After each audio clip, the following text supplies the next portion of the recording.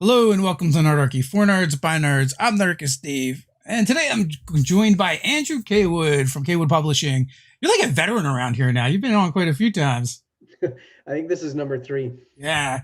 Well, we're happy to have you back. I always enjoy uh, chatting with you. I mean, we've just been chatting for a while now before going live here. So how are you doing up in Canada today? We're doing pretty good. Yeah, way up here in the north. Well, not so far north in Vancouver. Yeah. It's probably it's like the California of Canada. I guess, except with a lot of rain. Yeah. It was actually pretty rainy here today. It was pouring. Which, Oh, well, yeah, you're on the other side of it. Yeah, we're on the East Coast. You're over on the West Coast. Yeah, we're good. We're really lucky in our place here. My wife can work at home and I can work at home. Yeah. Then you guys get to double up on the parenting duties. Not so much. My Oh, that's my main job. Um, but it sure helps. Yeah, everybody's pretty close, and I lost the office too, which ah. makes it challenging. But I'm pretty happy that I made a book at the kitchen table. Well, there you go. Okay, I don't know if you'd add that to the byline somewheres or not, but Yeah, yeah, it's a good idea. We were just talking about marketing. Yeah, yeah. that's what I. So we're talking about urban monsters, monsters of the city, sins and virtues. Which thank you for sending me the book. I really appreciate it. You're Um, welcome. uh, we always love free swag, and you also signed it for me, so thank you. You're welcome. Uh, and so you on all your books, you've been using Travis Hanson for a while. There's a very, very distinct art style, which I mean, you can see it in your background right there.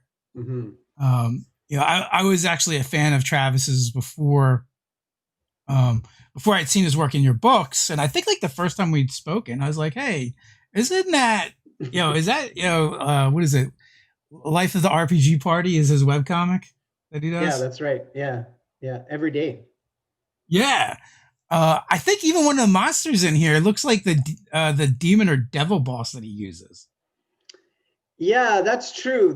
Yeah, the Satyr Brute in the slum section does look a little bit like his fiend boss in the dungeon. Yeah. Yeah, there's another one too. Like I said, he's got a very distinctive style, and it's a lot of Mm. fun. And like I was saying before we got started, that like I was pulling, I could pull out like all these little references from it, and like pick it out. Like you definitely see you're a Star Wars fan, uh, as as well as there's definitely some puns in there. What is it? The Hmm. Codfather. That's right. Yeah, that's actually for my dad. I'm back in South Africa. There was a restaurant near Johannesburg called the Codfather, a seafood restaurant, which my dad thought was the funniest thing in the world. So that's Yeah. actually that's for him. Yeah. Nice. So the layout of this book is very distinct. You have it kind of it's interesting in the sense like if you needed a book for monsters, and we'll get into like some generic monster discussion too, but if you Mhm. needed a book for monsters, it also kind of lays out a city, district by district as well. And each of those districts it kind of lists the monsters you would find from this book. There's also random encounter tables, and then there's some like a little bit of information just for like how the district would kind of operate and run for a DM. So if you just wanted to give your players like a feel for the different parts of the city, this book kind of doubles as a city guide. It's not just a monster book. Yeah, yeah, exactly. It's really all our monster books are really campaign books, and mainly because that's what people wanted. The Kickstarter backers, who without us or without them, we wouldn't be here, and they, yeah, they wanted more and more of a campaign book and more of a setting book. So each one of them has progressed to becoming more and more like that, and the city book especially. So yeah, there's 7 districts, and then the sins and virtues theme is tied in as well. So each district has 2 legendary monsters representing the sin and the virtue, which was a lot of fun trying to figure out which sin and virtue matched each district. Yeah. Um, so we tried to play with that as well. We tried to play with what archetypes people would expect and try to change it around. So one way we did that is the first monster in the book is Pride, which a lot of people know sort of the male version, the toxic male version of Pride, but we switched it up and had the female version of that. Yeah, so that was a lot of fun to do that. So, what was your approach to kind of coming up with critters and creatures to throw into a city?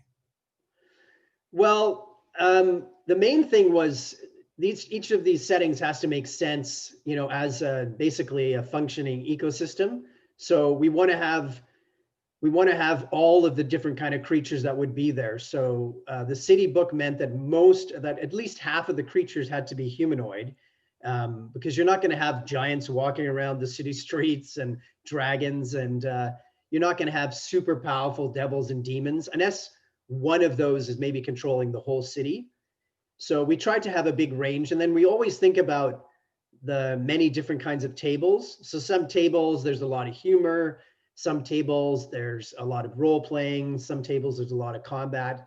So we tried to divide that up. And of course, we always love Fae. So there's a lot of Fae in there, a lot of undead. And we want to have kind of the bosses in the area and the minions, and then some of the smaller creatures as well that help it make sense. So, you know, what was the inspiration for kind of the sin and the virtues for the different wards? Like, at what point did you know that was going to be a part of the book? It wasn't right away. It was actually a discussion with Travis. It was originally Travis's idea. And then it was working with myself. We looked at what sin and what virtue would match up. So the castle district, we basically worked in a hierarchy from the castle down to the sewers in the 7 districts. So the first district in the book is the castles. And we decided, okay, for sure, pride is the sin for the castles, because it's mostly aristocrats and kings and queens and that sort of thing. And then their virtue would be the opposite, humility. We also, with most of the districts, made it so that most of the monsters are aligned with the sin, because I don't think many tables, it would be that interesting if they were all aligned with the virtue. Yeah. But we did throw in 1 or 2 virtuous monsters, usually each district. And then we moved on down, like the wealthy district, which is more nobles and guilds, things like that. We decided their sin would be gluttony. It's sort of like old money and new money with the castle district and the wealthy district. So the wealthy district, the sin was gluttony, and the virtue was temperance, which is trying to have a good balance. It was actually a lot of fun researching those, because, for example, I didn't know about temperance at all. I'd never even heard of that virtue, which probably says something about our society, about making sure you have a good balance in your life. Yeah, this book feels like a lot of the monsters just feel like characters, just because they just have a lot of character to them, right? Even if they're kind of generic, I don't know if it's because of Travis's art or the way you guys kind of lay out the information about them, but it just makes them like come off the page a little bit more and easier to like insert into your game, and they just feel like they have more to them than some of the generic NPCs in the back of the monster manual. Right. Yeah, that's really a goal of ours. Even many of the monsters that are more monster types, we have a few of those in this book. Like the Demon Butcher and Demon Barber. Exactly. Yeah. And there's a Death Wing, which is sort of like, it's actually a take on drones. It's like a medieval version of a drone.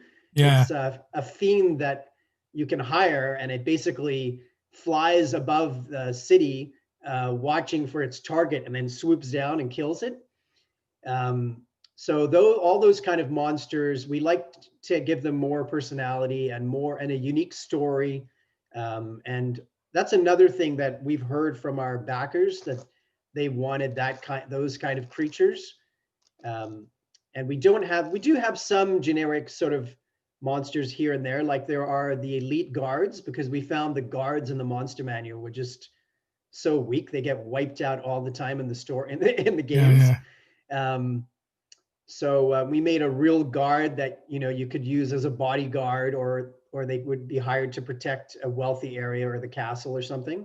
Because yeah, like I said, most of those guards would just get wiped out. Yeah, the guards in the monster manual are not very impressive at all. No. So, have you run many urban campaigns? Yeah, I'd say basically every campaign I've had with fifth edition for sure has some element of an urban story. Um, yeah, and if it's not a large city, which in my world, in the world of Mir, a large city would be maybe 20 or 30,000 people. Um, we put some those ideas in the book actually too, about in a medieval world what kind of city would make sense, Mm-hmm. because you need so much farmland to feed a certain amount of people. Um, so if our stories don't have a large city, for sure there are villages and towns, and this book, it's really for all kinds of settlements, not just really big cities. What are some of the lessons you learned from running urban adventures that went into the book? Yeah, that's a good question, because we talked about earlier, just before we went on, that it didn't make sense that you would have, for each district, you would have an incredibly powerful creature sort of day to day in the city, because usually a city, unless there's a civil war going on, you're going to have one or two main leaders or a group of guilds controlling it. But you're not going to have, you know, with fifth edition rules, once you're fifth level, you're actually fairly tough. 10th level, you're quite tough. So in a city, you know, a fifth level character is going to be fairly strong, and a 10th level is going to be really strong. You know, 15th level, you're influencing the whole kingdom, or even the world. You're almost becoming a demigod, you know. So we had to have cities where it made sense. So you wouldn't have a lot of really powerful, big bad guys. But each district might have a really powerful person. The castle district might have one or two. So we had to get that right. What we thought was a balance that makes sense. So there are a lot of CR3 to CR8 characters and monsters. That's really the bulk of it. And then we do have some more powerful creatures in there. And all the sins and virtues are legendary monsters, and are very powerful. So, because this book, has used this theme of sins and virtues, which are these really powerful monsters Mm-hmm. that would reside in different districts, and which are kind of like, they're kind of based off of what I guess would be prevalent in those districts. So, do you guys like have a meta plot going on for that? It isn't in the book per se. We have basically set that up so people can use that as a story if you want. If you want to use that, that theme, that narrative in the book, you can. So many of the creatures in each district are tied into mostly the sins, but some into the virtue. So that's up for people. That depends if people want to use it or not. We also mentioned in the book, if you want to have all the sins and virtues, that city is going to be a mega city. Mm-hmm. To have 14 legendary creatures battling it out for the whole city, it's going to have to be a massive, massive place. So another way to use them is just to have a sin and a virtue battling over the whole city, or a sin and a virtue using their minions, which is the most likely way I think that these would influence a city at first, is that you're running into their minions. And then further into the campaign, you might eventually come face to face with the people behind or the creatures behind the, sort of behind the curtain. And it's also interesting to think about what would happen if a party killed one of these sins or virtues. What would happen, right? Is it more a role where something else would take over that place, right? For instance, if gluttony was killed in the wealthy district, does another creature now take its place as the sin of gluttony? Or does like the city go nuts because of this absence, the void? Exactly. Right. Like what happens if I really like in the sewer district that we have a creature called Diligence, who is this creature who basically cleans everything and make sure it's working properly, and he represents hard work. And what would happen if he goes? Because one of the things we mentioned is that when he's around, the oozes kind of retreat and the area cleans up. And if it wasn't for him, it would be a complete disaster, right? I mean, the city literally might even fall in on itself with sinkholes and things. And, it was fun to see that our minds, work kind of similar with some of the monsters. You have an owl ooze in there. Right. We have a booze ooze that we created Nice. a while back that has like different varieties. And then the daydream, I was like, oh, this is really cool, because we also made a daydream monster as well. Oh, cool. Playing off of the nightmare origin story. Like, to make a nightmare, you have to like do horrible things to a Pegasus and they become corrupted into a nightmare. Right. So we kind of went with, well, what happens if you redeem a nightmare? Yeah. So it was cool to see like some familiar names and to see your spin on them and see how you guys handle that kind of stuff. Yeah, the nightmare was a lot of fun. The first inspiration for that actually is Shadowfax from Lord of the Rings. Oh yeah. And then as you say, also like what would happen if you met the opposite of a nightmare? Yeah. Which is something actually we did in our game too recently. Is we had somebody who sort of turned a nightmare back to good. Yeah, so we did that a lot. We're always trying to play with new ideas, and I really enjoy the Duck of Many Things too, the construct we had. I was definitely going to ask you, what the duck? Why did someone make that? Well, it was purely one of those, sometimes a monster just comes from the name of the monster. So when I was looking, the Deck of Many Things is my favorite magic item. I was hoping to say like there was a typo. Someone just missed one letter, and we're like, I guess we got to make it now. It's just a tribute to my favorite magic item. I thought it'd be hilarious. So It's a duck that instead of feathers, it has playing cards. And if you pull those playing cards, there different effects can happen. And it's a construct, the very expensive construct. Basically, that's the idea that somebody in the castle district or the wealthy district has made. And I like the feature where it says that it's often found swimming in ponds and spending time with other ducks. And it's almost like it's it's trying to live the life of a duck, but it's not. Yeah, I was going to say the best thing about that monster or magic item, depending on how you want to look at it, it just wants to be a duck. Yeah. Exactly. People are running around plucking its feathers. Yeah.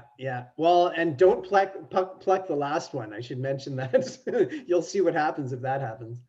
It's not good. That's for sure.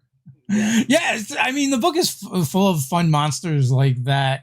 And also I see lots of like innuendo and like, hidden stuff that was kind of fun to like pick out. Mm-hmm. Is that something you've kind of always done in your games? Yeah, my games, there's a huge amount of humor. I think you can overdo it, but there's quite a bit of it. I try not to overdo it in my weekly game. And then for our books, if you look carefully through all our books in it's 5 years now that we've been around. If you look back in all of our books, especially books with NPCs or monsters, which we've made a lot of, like we've published probably over 1,000 NPCs now, I think, in books. If you look through there, the way to make it interesting for me is to have interesting quirks and humor. And there's a lot of Easter eggs if you really want to dig through the books. That's it. Even sometimes it's just the titles. I have so much fun just writing the subheadings and titles as well. Yeah, like so, and I think like this is a good takeaway for any GM, for making monsters and incorporating them in your game. and that is like having fun with them, even if it's just tweaking existing monsters. But like I'm looking through there, I'm like, oh, that's a Mandalorian, that's an Imperial Guard. Oh, there's a Sweeney Todd reference. Yep. Here's a political reference for sure. Like all these little things that kind of add up and make it fun. And even like the duck of many things, like that stuff it's cool when you can like insert it into your game and the players kind of discover these little Easter eggs. Like they're corny and they're cheesy and they're going to groan, but I feel like they really like that stuff anyway. I mean, I know I do. Yeah, I think if some of that added to your game, I think it really helps the story. Like I still am more combat guy at heart. I started playing, I think when you did around, late 70s ish, early 80s. And the game used to be almost entirely combat. So for me, that's still at the heart of it. I mean, there's a reason why every creature has an armor class and hit points and attacks. And action. You've got to have, an interesting story usually has a lot of action. But it's also cool to have, interesting characters and some humor thrown in there as well. And I learned one big thing I learned actually about all of these books when I did the Phelan book with Travis and the last layout person, Jeff Porter. There were a few creatures, there were about half a dozen where I thought, these are a bit over the top, they're a bit silly, maybe I shouldn't put them in. And eventually I decided I put them all in. Any regrets? Sorry? Any regrets? No, because what happened was those were the favorite monsters. Yeah. So I learned to really try to go for it and be as creative as possible. And I kept doing that. There's a monster in Monsters of the Underworld that is, it's basically the boulder from the Raiders of the Lost Ark. Yeah. Do you remember, the famous trap? Yep. Spoiler alert. So yeah, there's a monster that's just based on that boulder. And this book has a lot of those sort of inspirations from many different places. Like you say, Travis and I are both huge Star Wars fans. Well, the old Star Wars anyway. and Mandalorian. I'll give Mandalorian a shout out. What about Rogue One? What did you think of that one? Oh, I love Rogue One. Yeah, Rogue One was really well done. Yeah. But the new trilogy, not so much. Honestly, I'm just easy to entertain. So yeah, I just like to like things. But I'm also not I'm a Star Wars fan. Mm-hmm. But once you meet real Star Wars fans, I realize I'm really not.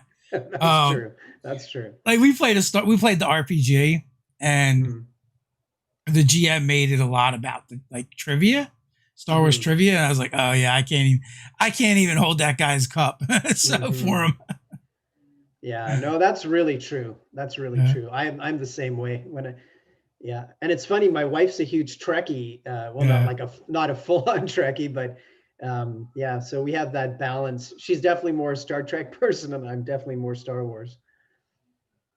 Yeah, I guess for me it depends on I really enjoyed Deep Space Nine.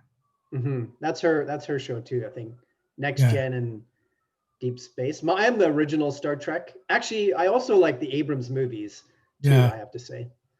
Doug is always the original as well. Yeah. Ted is the Next Generation.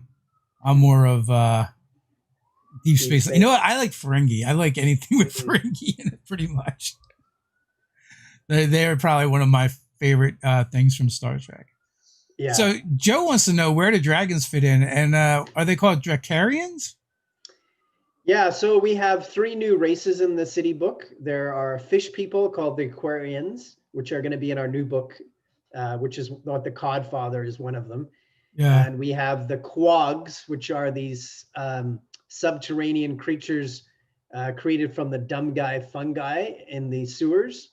Yeah. And then the one that Joe will love, the dragon fan, is we have a group of Dracorian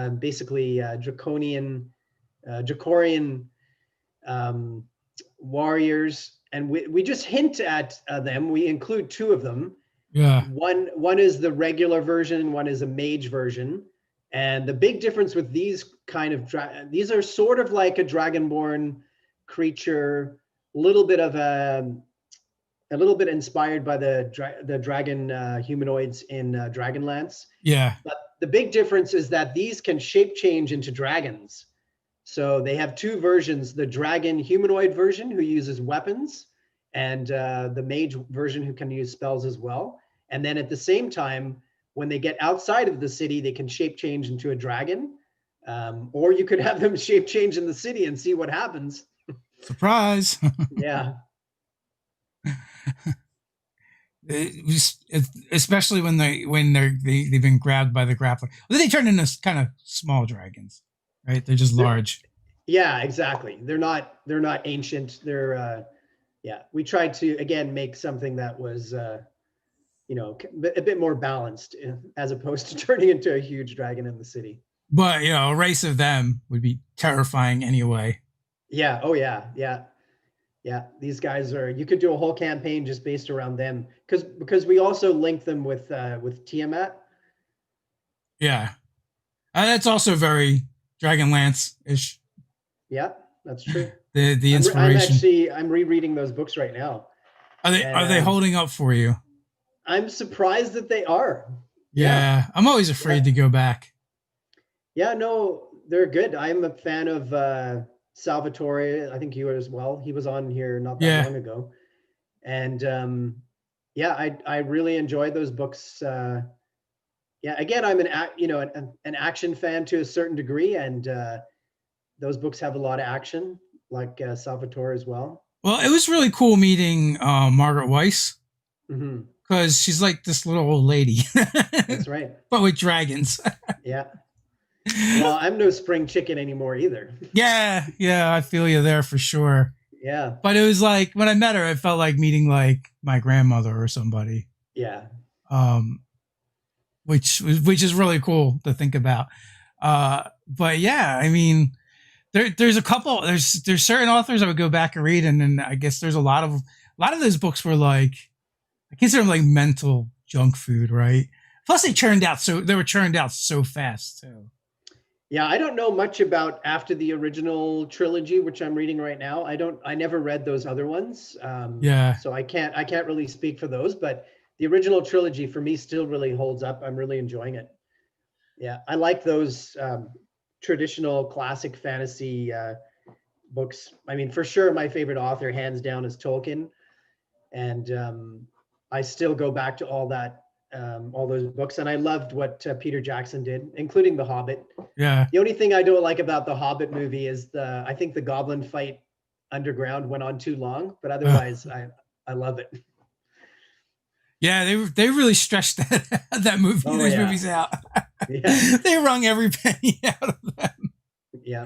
But I mean, honestly, I like the movies better than I like the books. Oh wow. Well, so here's the thing, like, that writing style is very archaic, not just in the language, but also in the pacing. So I prefer the movies because I prefer that fast action pacing. I mean, let's face it, in the books, it was like they ran away from most things, until they didn't. So, the movies were a bit more exciting in that regards for me. Also, like, even if you just look at more modern fantasy literature, the way it's written is much more action packed, and it's high, more high fantasy, where, I mean, Lord of the Rings was grittier, it's more realistic. And what they did make sense, right? Like, who wants to get eaten by a troll or stabbed by an orc? Not I, right? And more modern fantasy like D&D kind of parallels that, or it parallels D&D in the sense where we have this game we play, and your guy's gonna get stabbed by a spear like 7 times. It's like, and kind of be fine, right? Yeah. Like, you can't really do that. You might survive being stabbed with a spear 7 times, but you're gonna be in the hospital for a while. Yeah. So, and that's not fun, right? There's nothing fun about that. That's also why I don't like simulation games. For that reason. It's like, yeah, it's great, it's more realistic, but like, you play a session, your character gets shot, and then they're dead, and then you have to start over again with a new character. So different strokes for different folks. For sure. So. Are you guys mainly playing D&D, or are you playing some other games as well? Really, time just allows us one D&D game a week at this point. I think I've got a young daughter, so hopefully next year she'll be in school if things are sort of back to normal. Um, so that'll allow more time. The only other RPG I played, actually, because I took a huge break, we talked about this last time. Mm-hmm. I stopped playing from about 86 till 5th edition. So back in the day when I was playing AD&D and Basic and everything, I also played Star Frontiers, another game that TSR made back then. Because I am a big sci-fi fan as well, as you said, with the Star Wars, Yeah. inspiration. So I would like to do that. We also talked about this last time. I would like to make a sci-fi RPG, a really low, not a rules light version. Yeah. Um, yeah. So right now one game, but hopefully more, and hopefully I'll have more time for the company too in about a year. Although we Yeah. plan on putting 2 books out next year, so. I don't know, one game a week's not bad. I mean, I know people that would people that would give their left testicle for one game a week, right? Because we run into so many people that struggle just to find a regular group. Yeah, no, it's true. I'm really lucky with our group. Almost every week, all 5 players are there. Last night was one of the few games where we just had 2 players. And if that happens, I give them each an NPC. Unfortunately, one of them last night lasted about half an hour. so the party was down really quickly. What was the NPC that bought it fast? Well, I'd like to try to figure out ways that it makes sense that players aren't there. So and ways that it makes sense that they have a companion all of a sudden. Yeah. So they happen to have summoned Swan Maiden, one of the creatures from our Phaland book. And so instead of her leaving after the summoning spell, I said she's decided that she liked it there and she was going to join them. So they had a Swan Maiden and a Bard who joined them, and they took them along to this keep near this town. And they decided to basically bluff their way inside the keep to get an audience with the local lord. And once they got into his chamber, the sorcerer dropped a fireball and they all ran out. So after that, a massive fight ensued in the keep. And one of the first things that happened was one of the guards hit this Swanway with a natural 20. And we have a house rule that we roll a yes-no dice. The yes-no was a yes, which means then we roll on our extra effects tables, which is a D120. And if you roll a 1 or a 120, it's an auto kill. Oh no. And I rolled a 120. I don't know what the odds are of that, but it must be like 1 in 4,000 or something. To roll a yes and a 50% chance, and then to roll a 20, and then a yes dice, and then a 120 on a D120. A D120. At first I thought you said D20. Yeah. No, a D120. So the odds got to be like 4,000 to 1 or something.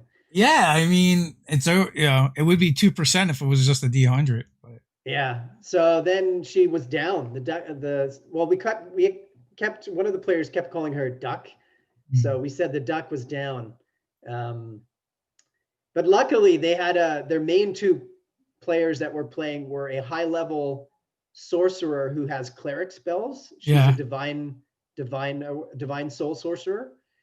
And the other one is a massive Goliath fighter. So she would basically just buff him every time he got low. Yeah. And he just went around with this magic sword, just like, causing absolute chaos. So they made it even really, shorthanded. That's funny. So they thought the best move was the fireball the throne room. Yeah. This with a few parties, this party has a habit of blowing things up. Even by accident. The same campaign, they were in an inn about a month ago or 2 months ago, and a person used the wand of wonder and rolled on the random table, and it rolled fireball, and they blew up the inn. Happens. Yeah. Was it who was it their favorite end? No, but that player still feels bad about it. She still mentions it every time we have that campaign that she's gonna make amends for what she did. If you don't burn down at least one inn, I mean, are you even playing the game? I know. Agreed. Yeah, we've definitely had a few inns go up in flames. Well, the first one for 5e was the wild magic sorcerer rolled a Oh fireball yeah. in the inn, Nice. and it happened to be standing in front of the bar where all the liquor is. Oh wow. Wow. Yeah. Yeah. In that story, the person was upset with one of the entertainers on the stage. Uh, So she just wanted to do something to the person up on the stage, and she used the wand of wonder. And yeah, just like the deck of many things, I love those random effects once in a while to throw wrenches into the campaign. And as the DM, I like to just roll with it and figure out how the story is going to work. do you use a lot of random tables in your games? Not too much, but I do use them a little bit when I'm planning before the game. But during the game itself, I just like those effects, like the deck of illusions, deck of many things, wand of wonder, those random effects. Sometimes they can drastically change the story, Yeah, for sure. but it's fun, you know. So for inspiration while you're creating, yeah, I've done quite a bit of that as well. See what Yeah, the dice say, and then decide if you agree with them or not. yeah. Sometimes, most of the time, I use tables. I'm just choosing things that make sense for the Yeah. story. Yeah. What's your favorite kind of scenario to throw at players in a city? In a city, um, I always like multi-layered stories. So, you know, and also I like to bring the party into the session every night. I don't usually start with a big bang. Sometimes I do, Yeah. but I usually I like to bring them in slowly, partly so they can use up their spells. Yeah. So I like layers where they might meet a minion, you know, at a really low level, and they might meet some people who help to kind of set the scene. What's the town like? What's the city like? Um, and they get a little bit of information about the area or maybe the main story in the campaign, and then yeah, and then just kind of find out there's a deeper story going on here, and then give them the options. I always want them to choose what they want to do. I'm not a railroad DM in any way. I'm ready for. I like improv, so I'm ready. I'm ready to go.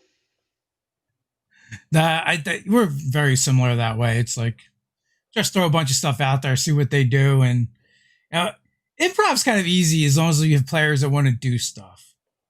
Uh, Yeah, I've had players who they almost need the rails. We're like they need like it's like bowling with the bumpers is what they need. yeah, that's true. That's true. Depends what kind of players you have for sure. Um, and Make the and it lanes really wide. Yeah, and it does really, you know, even with a group, it does change so much. You know, we have 5 people. If one of those people is away, it changes the whole dynamic, even online, but especially at the table. Hmm. Um, you know, if a certain person's away, the game has more humor or less humor or more action. I have one player who just wants to fight like all night long, and one player who wants to try to get out of fights all night long. Um, Also, I mean, sometimes if you have players that are more introverted, when you start changing the configuration of the table, they can, yeah. come out of their shell a bit more. Yeah, I don't have that anymore. We have an older group for the most part, and we've been playing together for 6 years. Yeah, 6 years now. And there's nobody who's a quiet player who sits back anymore. Yeah, that's a Yeah, good run. yeah, it's really good. Longer than when I was a kid when I started playing. A lot easier to get a hold of people now with the internet. And Yeah, that's true. uh, Is it an online group or was it an in person group? it was in person, and then you know, once things changed up, we went on to Zoom right away, Yeah, and we didn't think it was be much as much fun. We were a little bit skeptical actually, but we love it. It's still not the same as the table, Nah, it's not. but It's we do love it. In it's fact, got the pros and cons. yeah, for sure. It's definitely not like one. It's just better to game to not than to not game, right? There's Yeah, that. But then there's like little things that start kind of like making up for not being in person. Like, well, no one's got to commute anymore. You'll still have players that'll be late for some reason, but yeah, but yeah, no one's got to commute anymore. It's like, I mean, you probably save some money because people aren't. I know, like we would always order out and stuff, for game night. So you're eating, you're probably eating whatever you have at the house. Pants are optional. yeah, You know, so there's little things, and also I feel like the game's turn based, but doing things online via Zoom and these operations are kind of they feel kind of turn based. So hmm I feel like it gets rid of a lot of the side chatter and stuff. So it kind of like focuses more on the game. yeah. That's very true. Yeah, and when I set up on Sunday nights, usually I set up the whole place. I set up the whole room, and now I just have to set up what they can see. Yeah, So it's a huge difference that way for me. because And yeah, you're using you're using terrain and stuff, right? You just set up another camera. yeah. Well, I go back and forth. Most of the night, I have the camera on the terrain and maps and minis. Yeah. But when there's nothing, when there's not a reason to use that, then I turn the camera back on me. Okay. Um, so I do a combo of theater of the mind and the table, mostly Yeah. the table. I mean, that's what we do anyway. I mean, even in Mhm. person, that's kind of what we would do. And then like Ted's been experimenting with, he sets up a second camera and he'll just like turn it on and off when there's Mm, terrain to use. right. Yeah. Yeah. I could do that if I got it. I think I'd have to get a different computer so I could have another camera. Yeah. He's And spoiled. He has an extra laptop and he just sets up for it. oh, nice. Yeah, we're also looking at getting a bigger place, which would really help when everything is back to normal or the new normal. And that would be really good to have more space, like a whole basement to have a big table set up plus an office. So yeah, But you we've then got feel obligated to paint your stuff. definitely not. Yes. I have this is my niche now. I'm like me and Tony Terlizzi, I think, are the only people I know who don't paint their minis. Um, Oh, that's funny that he doesn't. yeah, it was funny. People were giving me a hard time on Twitter once, and he popped into the conversation and said, "I do the same thing." He said that his minis get banged up when they get painted and wreck the paint jobs, and he liked the look of the classic pewter metal figures, which is Uh-huh. what I do too. Um, I used to paint them back when I was a kid, but I also think I just don't have the time now. Yeah, I mean, you're like full time parenting Yeah, and doing the domestic stuff and running a company and yeah, still managing to get a game in every week. That yeah, stuff adds up for yeah, sure. exactly. But I am, there are other benefits. I was so impressed with my daughter this time. She's only 4. And with the shipping right now, she's running back and forth to the printer voluntarily, Uh, running back and forth to the printer, getting labels and helping with carrying packages around. I just have to watch to make sure she puts a softcover book on the softcover pile and a hardcover book on the hardcover pile. But her average is pretty good. She's like probably 90%. nice. Um, and then I'm there to catch when she's off. Um, but I know Travis has his whole family helping at different times. Yeah, he's So got like an army over there. yeah, exactly. So I'm starting to see the benefits of that. I just have to teach her to pack the books now. Yeah, going back to what do they call that? Agrarian Oh, society. agrarian, yeah, Yeah, agrarian. Sorry, I can't yeah, speak. Yeah. So you basically have a little manufacturing company in your yeah, house. yeah, exactly. Family business. Yeah, Although I will say, enjoy it while it lasts. I feel like as they get older, they get yeah, less helpful. Yeah, I have a feeling there's a window there. Well, I was a teacher for a long time, so I know what that I know when that window ends. Yeah, So yeah, it ends around 11 or 12. that sounds about right. And then they Yeah. don't have anything to do with you. Yeah. Yeah. Maybe you'll get lucky. I mean, all kids are different. You never know. Well, So, she does love the setup and having all these books and creatures around in the minis, and she yeah. asks me now before the game what's going to happen in the session, and then afterwards she wants a recap. So Oh, it's pretty nice. cool. Yeah. So now your games are bedtime stories for the child. Parts of the game, yes. Yeah. Parts of the game. Yeah. Yeah. Well, that's true. You don't want no nightmares or bad influence. Exactly. Yeah. Yeah. Yeah. So, how long before you let her start playing? Actually, I think this Christmas we're going to start. My wife said that when she was old enough to understand it, my wife would actually play for the first time. So we're going to Okay. start a family campaign over the holidays. I think we'll play a few times. I don't know. I'll throw No Thank You Evil out there. It's a great game for kids. Oh, okay. I'll check it out. She Yeah. does really like the dungeon board game that Wizards makes. Okay. So we played that quite a bit, and she enjoys it. And that's like sort of the basic version of D&D. Yeah.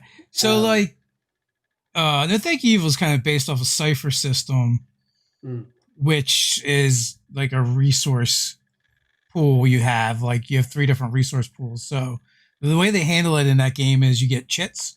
So the oh yeah, kids, like, even if they can't count, right, they can see that they have these three different piles, and they can right, see them either growing or shrinking.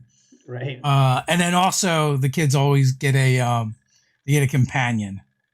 Oh, It's like a cool, robot or a dinosaur, or, cool. whatever. She'll like that. Yeah, kids always like that. They always like. Yeah. My son is still like that. And he just turned 20 today. So they're always trying to collect stuff. Well, it's interesting you say that because the new D&D players, the younger D&D players, are really into that. Like Yeah, when we played back in the day, if you had well, there weren't many companions like that, but if you had like maybe a fairy dragon or something was a familiar for someone. yeah, Now everyone is into that. Everyone wants to have a mount or a familiar. So we've actually put that quite a bit in the books. We've added creatures that could be used as those. yeah. It is definitely. I blame Pokemon. Yeah, it's for sure. And it's funny how the party will now, they won't they won't necessarily save the kingdom, but hey, if somebody touches their familiar, that is it, man. Yeah, yeah. They'll be like shitty for every other thing in the game, but let them like let someone mess with that monster they decide it was cute or something, Yeah, you and they touched will. my horse, like, Yeah, they're burning things down. You kidding me? yes. Like the running joke in our first 5e campaign that Ted ran, we couldn't keep a horse. Like Mm, us buying a horse was like a death sentence. yep. There was a period of time where we were like going through horses every session. Yep. That sounds like my games, 100%. Yeah. Because my and the party rarely thinks about how to protect their mounts when they go in the dungeon, yeah, yeah, right? they come out and there's three ogres sitting at a campfire roasting your Yep. horses, Exactly. Exactly. as it should be. Yeah, I mean, I guess I was also a little bit older mentality too for the game as well. Hmm. Like they were just things that were going to get murdered. Hmm. So I don't know. Like I guess a lot of times for NPCs and stuff like that, I have them just fade to the background just because I don't want to manage them. Right. But if they start using that stuff in combat, it then becomes fair game. Right. Yeah. Yeah. I'm the same way. I don't go after usually that stuff intentionally, but yeah. But if But it if you gets into the remind us place, it's there. exactly. Yeah. Yeah. Yeah. So I know like my son, like in that same game, he would collect all kinds of things and just hoard them. he has a small menagerie going, and then Ted's game he's playing now, that he's running now, is mostly younger kids, and they've got a whole menagerie going with them. So I Yeah. think when he was talking about one of their new acquires was a bunch of goblins, Oh, wow. and they've got like a stronghold or a base they use. I was like, Mhm. oh, you got to make the goblins like gremlins and have them multiply or something and become part of Yeah. the problem. Yeah. Or take over the place Yeah, yeah. themselves. Yeah. When they come back, the door is locked. The gate is locked. It's a dungeon now. Yeah. Yeah.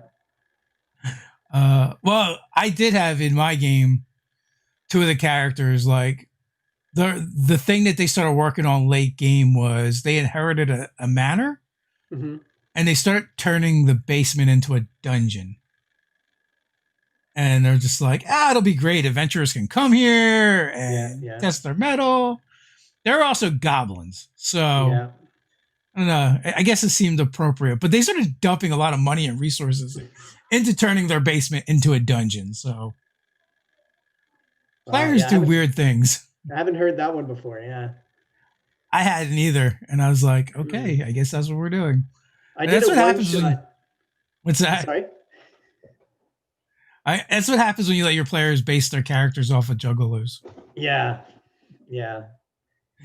Yeah. I Pop was up going to dungeons. say I did a one shot with another group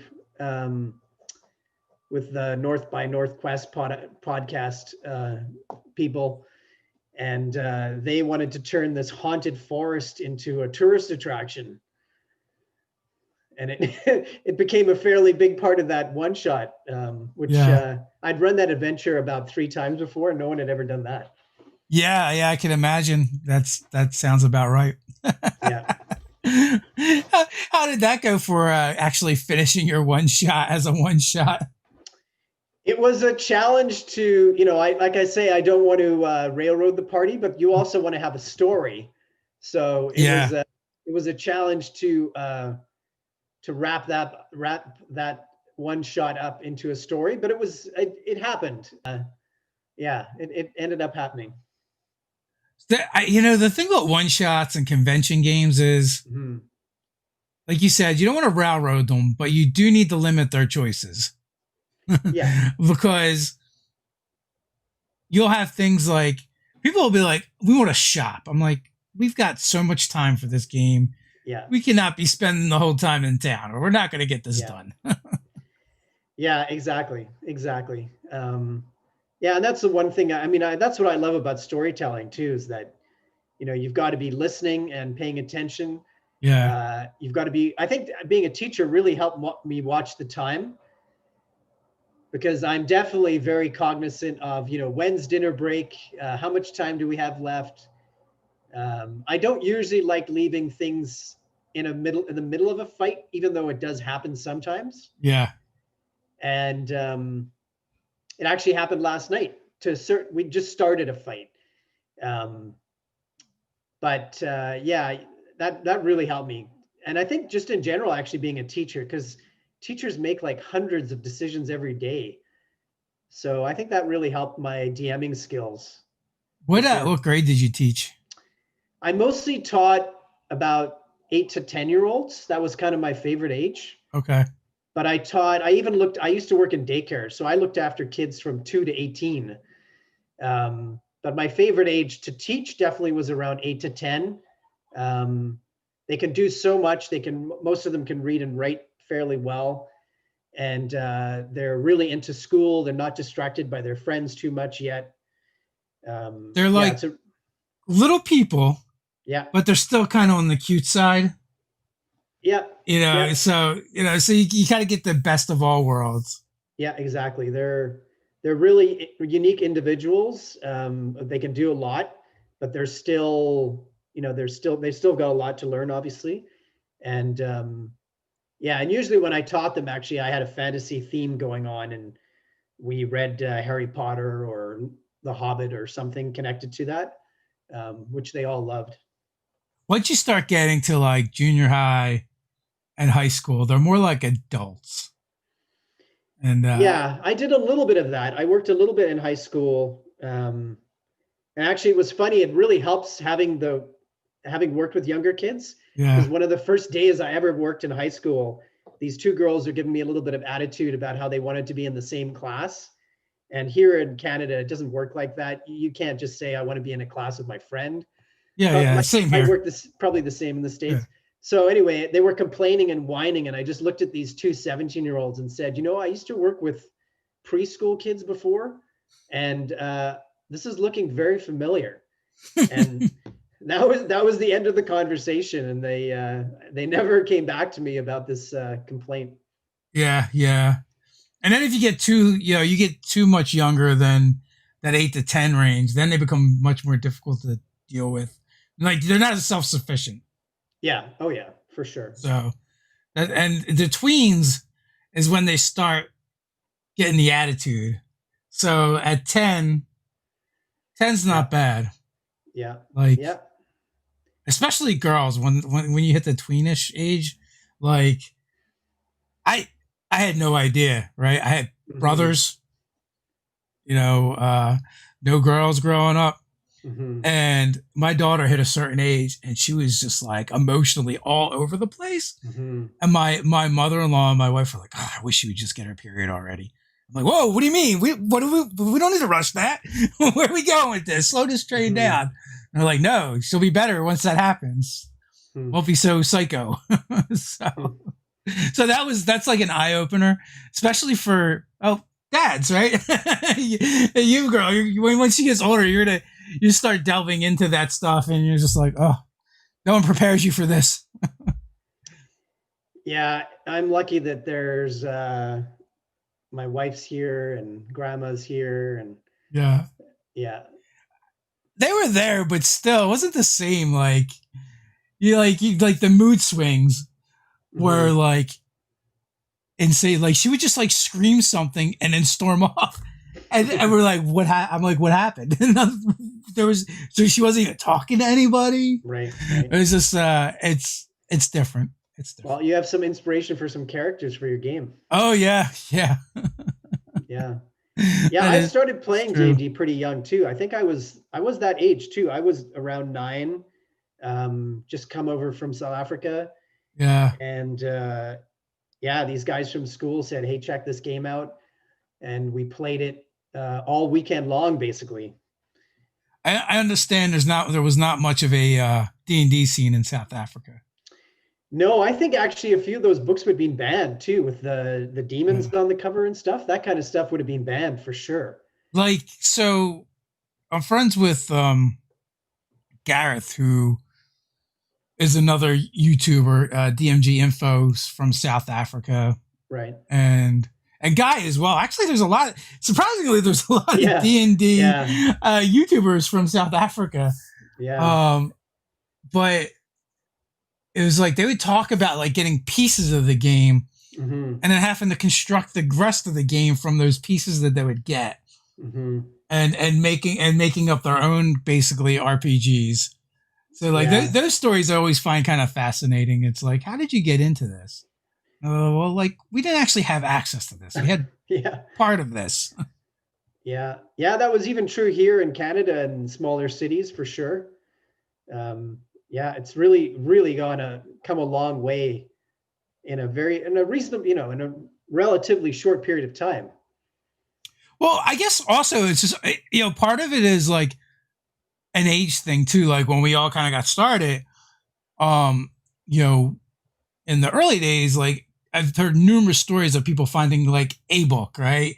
And not realizing there were more books to make it into the game. Yeah. Yeah, and they would like discover that later on. Exactly. So I guess in that sense, it was not exclusive to other parts of the world. But in other parts of the world, it was just harder to get a hold of this stuff in general. Yeah, that's very true. Yeah, and the Dragon magazine really, for me, opened things up. That was like a whole other world. Yeah. Getting a subscription to that, I think it came every 2 or 3 months. And, monthly. It was a monthly. At least I don't know if it always was, but it was. Oh. For a long time. I don't think when I started getting it, it was every month, but I could be wrong. You just didn't get access to it. Yeah, it was like northern Canada, so who knows? No, But I mean, I kind of missed that a little bit, is because I guess what I missed about that is it was like that surprise every month. You didn't yeah, really know what you were going to get. And like the nice thing about that is you would get things that you didn't even think about. And you're like, oh, this is really cool. Where now with, everything's so accessible online, yeah, like the chances of getting something and not knowing what it is or what it's yeah, about, like you have no one to blame but yourself at this point. So it yeah, kind of like yeah, prevents yeah, those nice little surprises sometimes. yeah, for sure. And I'm like that too. I don't even watch trailers for movies. I don't want Yeah. to know. I don't want to know anything. Like I just want to have the experience. I don't want to know beforehand. So you're right. When the new books come out for D&D, pretty much what's in there, right?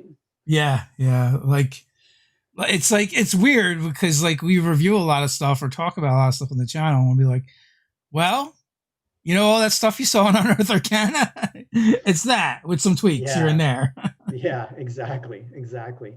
Which is what we actually try to hide. We try to hide quite a bit of our stuff. We don't want to show everything right away. So even some of the art from Phaland and Underworld, I still haven't put online because I want people to discover it for sure. That makes sense.